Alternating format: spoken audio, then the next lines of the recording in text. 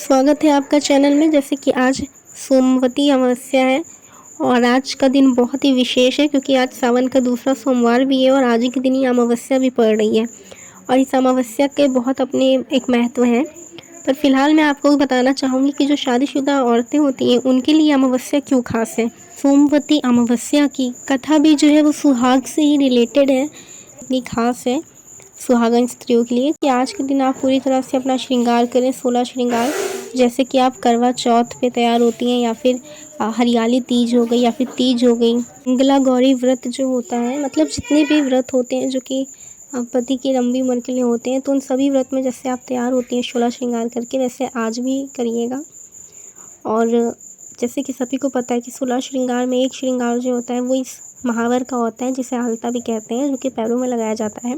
इसीलिए आज के दिन अलता लगाना है, 16 श्रृंगार करना बहुत ही ज़्यादा लाभदायक होता है, शुभ होता है आज के दिन। क्योंकि देखिए अलता जो है या फिर जिसे महावर कहते हैं वो लाल रंग का एक ऐसा तरल होता है जो कहीं ना कहीं भारतीय परंपरा की निशानी है। मतलब कोई भी शुभ काम हो, चाहे त्यौहार हो या फिर कोई भी ऐसे शुभ काम हो, घर में पूजा हो, त्यौहार हो, तो हमेशा कोई व्रत ही क्यों ना हो, जो महिलाएं हैं शादीशुदा वो अलता ज़रूर लगाती हैं। ये भारतीय परंपरा की एक निशानी है और कहीं ना कहीं ये एक सुहाग की निशानी मानी जाती है। इसलिए अलता जो है आपको ज़रूर लगाना चाहिए और आज के दिन तो वाकई में बहुत ही लाभदायक है।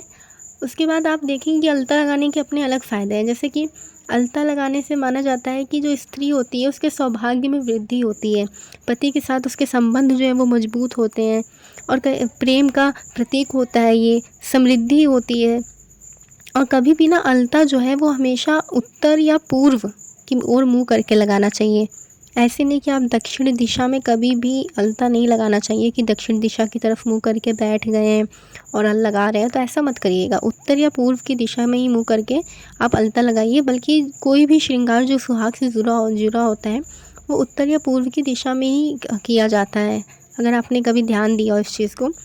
और अलता ना हमेशा एड़ी तक, पूरा पीछे तक लगाइएगा, ये नहीं कि कोई जगह बीच में खाली छूट जाए। जैसे मैंने वीडियो में भी आपने देखा होगा कि मैंने पूरा एड़ी तक ऐसे पीछे पूरा ऐसे लगा रखा है, इसको कहीं छोड़ा नहीं है स्थान इसका, तो इसीलिए कहीं भी जगह मत छोड़िएगा, पूरी एकदम पैर में अलता लगाइएगा, पीछे एड़ी से लेकर अंगूठे तक, इस तरह से। यहाँ तक कि जो भगवान हैं उनके पैर को भी जो शोभा होती है उसको बढ़ाने के लिए अलता का इस्तेमाल किया जाता है। जैसे अगर आपने देखा हो जो माँ राधा हैं उनके पैर, या फिर श्री कृष्ण के पैर देखिए, मंदिर में कभी जाइए अगर देखा हो आपने मूर्ति वगैरह में, तो उनके पैर में ना अलता ज़रूर लगा रहता है क्योंकि उनका श्रृंगार जो है वो अलता से किया जाता है। उनके पैरों की शोभा को बढ़ाने के लिए, उनके पैरों को सजाने के लिए अलते का इस्तेमाल किया जाता है। तो सोचिए जब भगवान भी पैरों में अलता लगा के कहीं ना कहीं उनका श्रृंगार किया जा रहा है, तो मतलब हम लोगों के लिए तो ये कितना ही ज़रूरी है। तो इसीलिए आप ज़रूर लगाइए इसको। और मेरा तो मानना है जैसे कल मंगला गौरी व्रत भी है तो आज लगा लीजिए, क्योंकि ऐसा कहा जाता है कि मंगलवार के दिन अलता नहीं लगाना चाहिए क्योंकि मंगलवार जो है वो ब्रह्मचारी हनुमान जी को समर्पित है, हनुमान जी को, इसलिए मंगलवार को अलता नहीं लगाना चाहिए। मैंने 2 डिज़ाइन आपको वीडियो में दिखाया है, जो आपको अच्छा लगे आप वो लगा लीजिए। आया इस वीडियो में कि 2 डिज़ाइन भी बताए हैं अलग अलग तरीके से कि कैसे आप अलता लगा सकती हैं, दोनों डिज़ाइन से, जो भी आपको पसंद आए आज के दिन ज़रूर लगाइएगा। और मुझे लगता है कि शाम की पूजा भी आपको पैर में अलता लगा के ही करनी चाहिए और तैयार हो सकें तो प्लीज़ हो जाइएगा।